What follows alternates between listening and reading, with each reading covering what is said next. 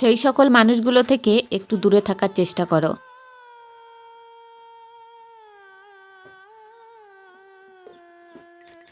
যারা তোমার সঙ্গে থেকেও সঙ্গে নেই। এমনটা কি হয় না? আমাদের জীবনে এমনও অনেক মানুষ আছে যারা আমাদের সঙ্গ দেবে বলেও সঙ্গ দেয় না। কিছু মানুষ বন্ধু বলে তো দাবি করে কিন্তু বন্ধু হয় না। কিছু মানুষ আপন বলে তো আখ্যা দেয় কিন্তু আপন হয় না। কিছু মানুষ সঙ্গে আছি বলেও সঙ্গ দেয় না। এই সকল মানুষগুলো থেকে একটু দূরে থাকার চেষ্টা করো। একটু নিজেকে দূরে রাখার চেষ্টা করো। হ্যাঁ, কারণ এরা তোমার মনে একটা বৃহৎ আশা জাগাবে। আর যখনই সেই আশা পূর্ণ হবে না, যখন তুমি তাদের কাছ থেকে শুধুমাত্র তিরস্কৃত হবে, তখন তুমি কষ্ট পাবে। এইসব থেকে ভালো হয় যদি তাকে কষ্ট না দিয়ে তার থেকে নিজের দূরত্বটা একটু বাড়িয়ে নেওয়া যায়। সব থেকে ভালো হয় অন্যের উপরে নির্ভরশীলতা ছেড়ে দিয়ে যদি নিজের উপরে নির্ভর করা যায়। সব থেকে ভালো হয় যদি নিজের উপরে সব থেকে বেশি বিশ্বাসটা রাখা যায়। দেখো, যারা তোমার মূল্যটা বোঝে না তাদের সামনে জোর জবরদস্তি করে নিজের ভালোবাসাটা জাহির করতে যেও না। তাদের সামনে জোর জবরদস্তি করে নিজের ভালোবাসাটা প্রকাশ করতে যেও না। যখন এটা সত্য যে আমরা সকলের কাছে প্রিয় হতে পারবো না, তখন আমরা কেন এমনটা চেষ্টা করব? কেন অন্যের মন ডাকতে গিয়ে নিজেই নিজেকে কষ্ট দেব? দেখবি কিছু মানুষ সময়ের সাথে বদলে যায়। এই ঘটনাগুলো আমাদের বিশ্বাসের উপরেও সন্দেহ জাগায়। মনে হয় যে এই মানুষটাও পরিবর্তন হতে পারে নাকি, কিন্তু হ্যাঁ, পারে। এই পৃথিবীতে মানুষ নিজের স্বার্থের জন্য অনেক কিছু করতে পারে। শুনেছি পাগল নাকি নিজের স্বার্থ বোঝে, আর আমরা তো সুস্থ স্বাভাবিক মানুষ। এটাকে অ্যাকসেপ্ট করতে হবে যে পরিবর্তন হতেই পারে। যখন গোটা পৃথিবী এত দ্রুত তার সাথে বদলাচ্ছে, তখন মানুষ বদলাবে না? এটা কেমন একটা শুনতে লাগছে। মানুষও পরিবর্তন হতে পারে, মানুষও পরিবর্তন হয়ে থাকে সময়ের সাথে, সুযোগের সাথে। দেখো, মানুষ আঘাত পায়, মানুষ ধোঁকা খায়, কিন্তু তারপরে কিছু মানুষ নিজেকে ধ্বংস করে, নিজেকে ধ্বংস করার কথা ভাবে, নিজেকে কষ্ট দেওয়ার কথা ভাবে। আর কিছু মানুষ নিজেকে পরিবর্তনের স্বপ্ন দেখে। হ্যাঁ, সিদ্ধান্ত তোমার। তুমি নিজেকে কষ্ট দেবে নাকি নিজেকে পরিবর্তন করবে? নিজের জন্য দেখো, যদি তুমি তোমার জীবনের আঘাত, যদি তুমি তোমার জীবনের অপমান, যদি তুমি তোমার জীবনের কষ্টগুলো থেকে না শেখো, তাহলে জীবনে এগিয়ে যাওয়াটা অনেক কঠিন হয়ে যাবে।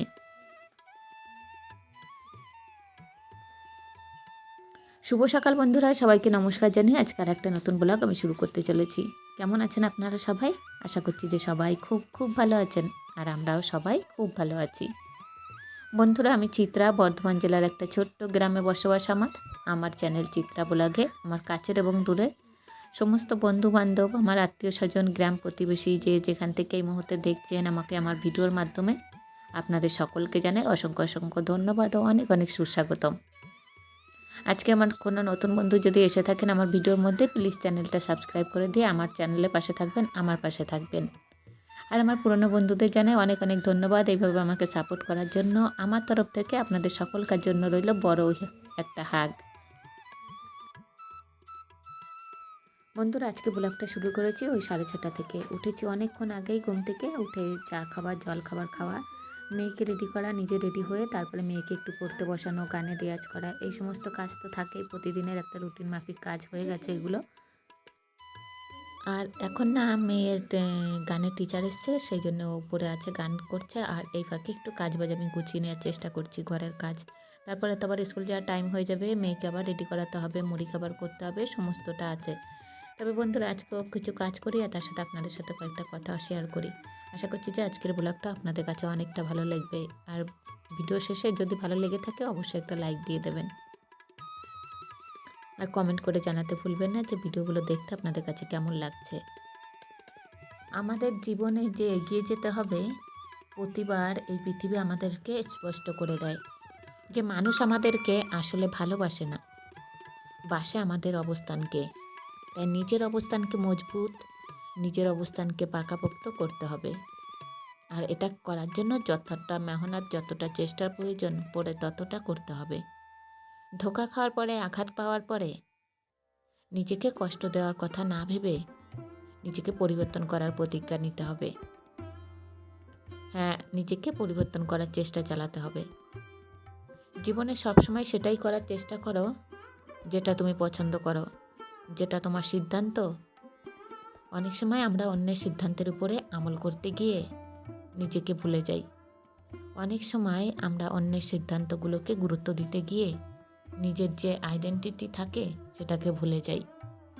আর যখন জীবনে জোর জবরদস্তি করে কিছু করা হয় তখন জীবনটা বোরিং, তখন জীবনটা বিরক্তিকর মনে হয়। তাই নিজের মনের কথা শোনা উচিত, নিজের সাথে নিজের আলোচনা থাকা উচিত, কিছুটা পরামর্শ নিজের কাছ থেকেও নেওয়া উচিত। নিজের মন এবং নিজের মস্তিষ্কের উপরে নিজের সম্পূর্ণ কন্ট্রোল থাকা উচিত। হ্যাঁ, অনেক সময় হয়তো আমাদেরকে অনেক কিছু বাধ্য হয়েই করতে হবে, কিন্তু তারপরেও যতটা সম্ভব নিজের কথা শুনতে হবে, নিজের মনের কথা শুনতে হবে। নিজের ইচ্ছা চাহিদাকে অনেক বেশি প্রাধান্য দিতে হবে। দেখো, দিন শেষে তোমরা হয়তোবা এটা অনুভব হবে, হয়তোবা এটা উপলব্ধি হবে যে জীবনটা অতটা সহজ নয়।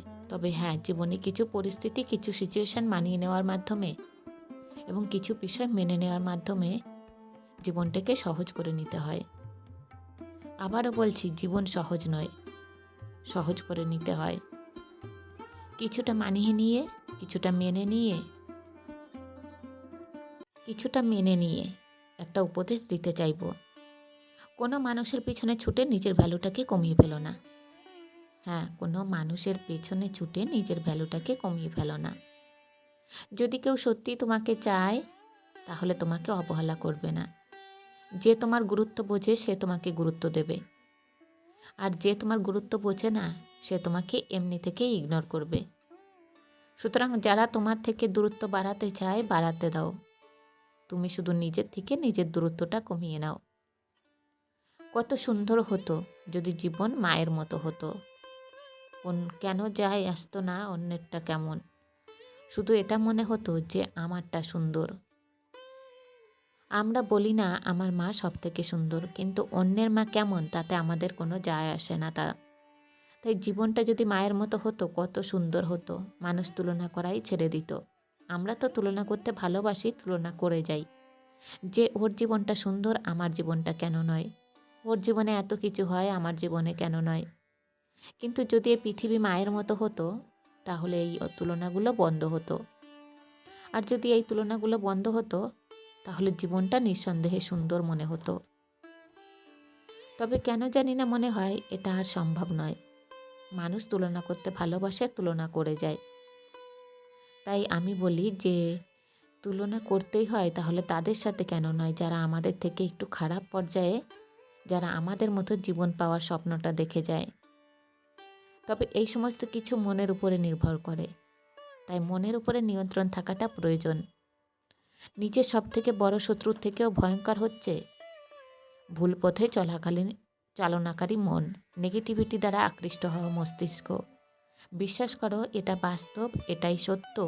সে যদি তোমার মন এবং মস্তিষ্কের উপরে তোমার সম্পূর্ণ কন্ট্রোল থাকে, তাহলে তুমি তোমার জীবনটাকে যেমনভাবে কাটাতে চাইছিলে তার কিছুটা হলেও সম্পূর্ণ হবে, তার কিছুটা হলেও পূরণ হবে, কিছুটা হলেও নিজের ইচ্ছা, নিজের চাহিদা অনুযায়ী নিজের জীবনটাকে পরিচালনা করতে পারবে। নিজের পছন্দের জিনিসগুলোকে নিজের জীবনের অংশ বানাতে সক্ষম হবে। নিজের জন্য ক্ষতিকারক জিনিসগুলো থেকে নিজের দূরত্ব বাড়াতে সক্ষম হবে। তবে জীবন তোমাকে অনেক কিছু শেখাবে। কিছু ভুল মানুষের সাথে পরিচয়, কিছু ভুল মানুষের সাথে আলাপ আলোচনা তোমাকে একা থাকার গুরুত্বটা বোঝাবে, একাকিত্বের প্রতি তোমার আগ্রহটা বাড়াবে। দেখো, একটা কথা বলি তোমাকে, জীবনে কারোর জন্য এতটা ভেঙে পড়ো না। যারা নিজের জন্য হাসতে ভুলে যায়, কারোর জন্য এতটা ভেঙে পড়া উচিত নয়। যারা নিজের জন্য হাসতে ভুলে যেতে হয়, এই পৃথিবীতে মানুষের জীবনে যে কটা উদ্দেশ্যই থাকুক না কেন, তার মধ্যে একটি হচ্ছে নিজেকে ভালো রাখা, নিজেকে খুশিতে রাখা, নিজেকে আনন্দে রাখা। আর এগুলো করতে গেলে অন্যের থেকে অতিরিক্ত আশার মাত্রাটা কমিয়ে আনতেই হবে। নিজেকে ভালোবাসতেই হবে, তাতে কেউ বাসুক আর না বাসুক। আর নিজেকে ভালোবাসার সবথেকে বড় বেনিফিট হচ্ছে, এখানে কেন ধোঁকা নেই, এখানে কোনো ষড়যন্ত্র নেই। একটা কথা মনে রাখো, আমরা যে জীবন নিয়ে অনেক ভাগ্যের দোষ দিই, অনেক সময় আমাদের ভাগ্য খারাপ হয় না, আমাদের সিদ্ধান্তটা খারাপ হয়। যদি ভুল সিদ্ধান্ত নিয়ে থাকি আর তারপরে আঘাত পাই, কষ্ট পাই, যদি সফল না হই, তাহলে ভাগ্যের দোষ দিয়ে কী লাভ আছে? জীবনে সবসময় হ্যাঁ, হয়তো কিছু ক্ষেত্রে আমাদের ভাগ্য খারাপ হয়, কিন্তু জীবনে সব ক্ষেত্রে ভাগ্য খারাপ হয় না। অনেক সময় আমরা সিদ্ধান্ত নিতেই ভুল করি, অনেক সময় আমাদের সিদ্ধান্তটাই ভুল হয়ে যায়। এই পৃথিবীর একটা মজাদার সত্যি কী জানো? এখনকার কিছু মানুষ যোগ্য হয়ে যাওয়ার পরে অন্যদেরকে অযোগ্য ভাবতে শুরু করে।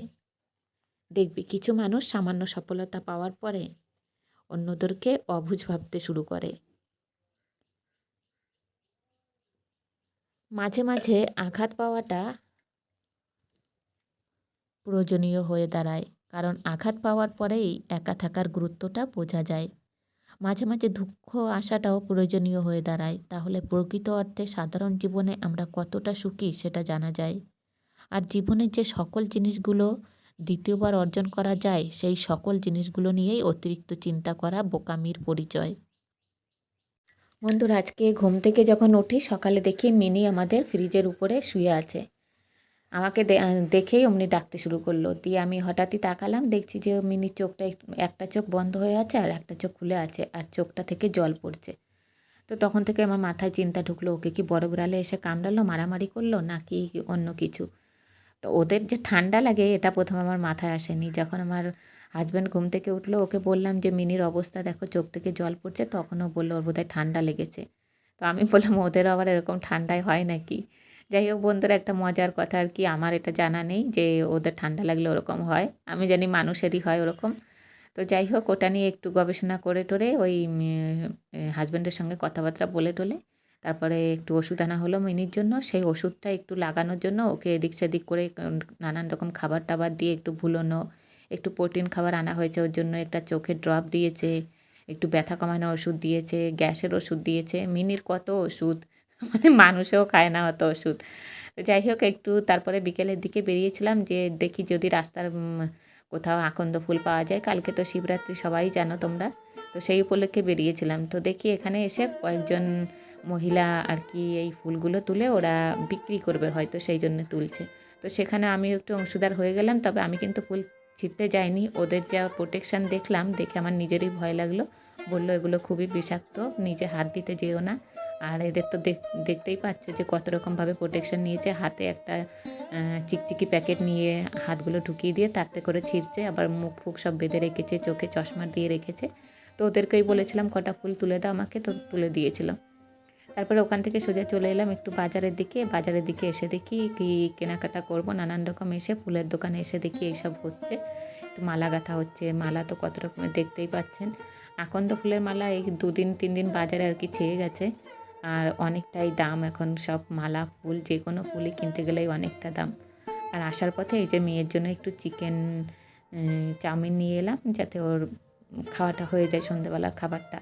আর আমাদের তো আজকে সেরকম খাওয়া দাওয়া কিছু হবে না। হাজব্যান্ড যদি খায় একটু মাংস ভাত, ওর আছে মাংস ফ্রিজে রাখা আছে, সেটা খাবে। একটু শুধু ভাতটা করতে হবে আর মাংসটা একটু গরম করে দেবো। আর সেরকম কোনো ঝামেলা রাত্রেবেলা নেই। আর এরপরে কালকে পুজো আচরা জগরজান্তি সমস্তটা চিন্তাভাবনা আর কি রাত্রেবেলা করে রাখতে হবে। কালকে কি করে কি করব, কোন সময়টা কি করব। তারপর বেশি চিন্তা, কালকে কীরকম সাজবো, কী শাড়ি পরবো, কী গয়না পরবো, এসব নিয়ে চিন্তাভাবনা মাথায় ঢুকেছে রাত্রেবেলায়। তো যাই হোক বন্ধুরা, আজকের ব্লগ ভিডিওটা এইভাবেই শেষ করলাম। আপনাদের কাছে কেমন লেগেছে জানাতে ভুলবেন না। আবার দেখা হবে আপনাদের সাথে আগামীকাল ঠিক সন্ধ্যা ৬টায়। সবাই ভালো থাকবেন, সুস্থ থাকবেন। সকলকে জানাই টাটা, বাই বাই।